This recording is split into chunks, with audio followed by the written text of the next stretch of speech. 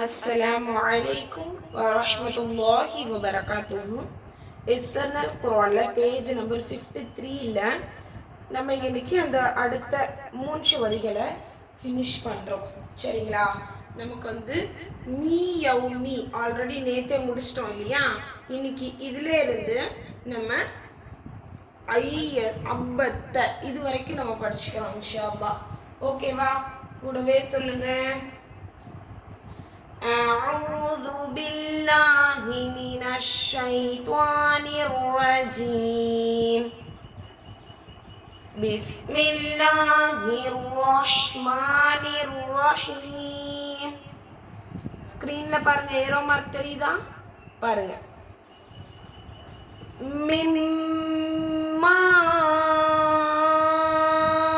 இன் அளவுக்காக நம்மளுடைய fingers close பண்ணிக்கோங்க. மிம்மா இன் மிவாலின் மிவுஜ்திக்கும்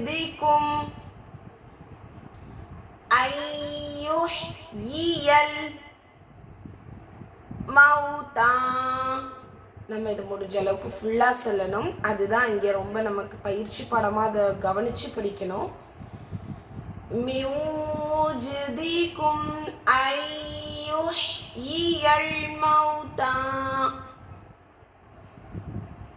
மறுபடியும் ட்ரை பண்ணுங்க.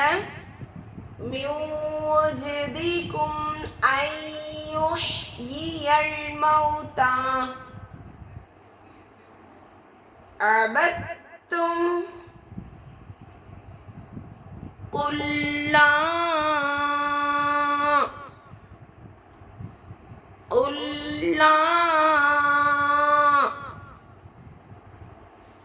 أسألكم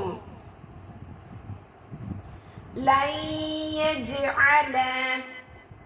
இதையும் நம்ம என்ன செய்கிறோம்? மூச்சு தம் கட்டி தான் ப்ராக்டிஸ் பண்ணுறோம். قل لا أسألكم لن يجعل من روحي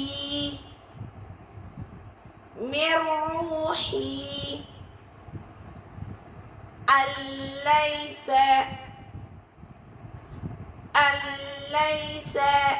இங்கே வந்து நீங்கள் சட்டம் சொல்லிட்டே பாடம் போடுங்க. இந்த இதுகாம் எர்மலூன் இது சம்பந்தமான பெயர்களை கொண்ட பாடம் தான் இது. ஆனால் நான் கிட்ஸுக்கு இதுகாம் எர்மலூன் இந்த 2 சட்டமும் எடுக்கிறது இல்லை, கன்ஃபியூஸ் ஆகுறாங்க. அப்படிங்கிறதுனால உங்களுக்கு சிம்பாலிக்காக சொல்லி கொடுத்துருப்பேன். எப்படின்னாக்கா இதிலே தெரிஞ்சுக்கோங்க. நீங்கள் அலிஃப்க்கு மேலே ஜபர் கொடுத்துருக்காங்க இல்லையா? இது ஹரக்கத்தோடைய சட்டம். சரியா? நீட்டியோ தெளிவில்லாமல் ஓதக்கூடாது. இங்கே வந்து நூனுக்கு மேலே சுக்குன் கொடுத்துருக்காங்க. அதுக்கு பிறகு லாமுக்கு ஷத்து கொடுத்துட்டாங்க. ஓகேவா? அதனால நம்ம என்ன செய்கிறோம்? அலிஃபையும் லாமையும் சேர்த்து அழுத்தி படிக்கிறோம். அவ்வளோதான், சிம்பிளா. ஓகே.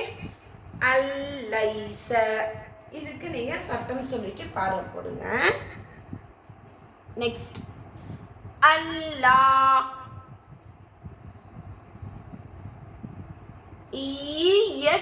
அபத்த அபத்த. ஓகே, இன்ஷா அல்லாஹ் நல்லா புரிஞ்சு ப்ரிப்பேர் பண்ணி பாடம் போடுங்கம்மா.